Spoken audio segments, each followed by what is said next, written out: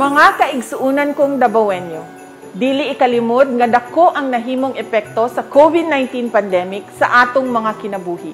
Nagpabilin gihapon kining dakong hulga kanatong tanan. Mulungtad pa ang dala niini nga krisis hangtod sa musunod na mga katuigan.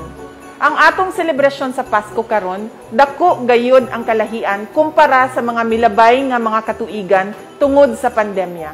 Kinahanglan nga matngon kita nga sa atong pagsaulog, luwas ang atong mga pamilya sa COVID-19 nga mikalas na sa kinabuhi sa gatusan ka mga Dabawenyo ug libuan ka mga Pilipino.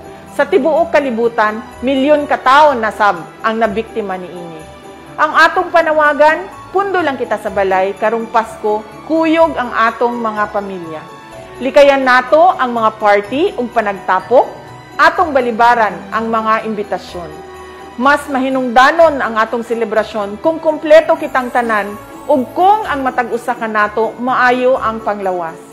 Mauna kini ang pinakamaayong regalo na atong mahatag sa atong pamilya ug sa tanang tawo sa atong katilingban. Importante nga pamalandungan nato ang atong kahimtang ug atong lantawon ang atong kaugmaon. Busa, save money. Magtigom kita ug mogasto alang lamang sa mga butang nga importante kanato ug sa atong pamilya.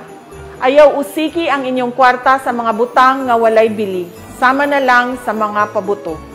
Dungan kita sa pag-ampo ug paghinaot nga makalingkawas na ang tibuok kalibutan sa COVID-19 pandemic. Magtinabangay kita sa pagbatok sa pagkuyanap sa virus ug sa atong pagtinabangay mapakita nato ang atong kusog. Pinaagi niini, dili kita mapukan. Gikan sa Davao City Mayor's Office ug sa tanang opisyal ug empleyado sa Davao City Government, naghinaot ako nga mamahimong luwas ug mahinungdanon ang atong Pasko ug bag-ong tuig. Malipayong Pasko ug mabungahong bag-ong tuig kaninyong tanan.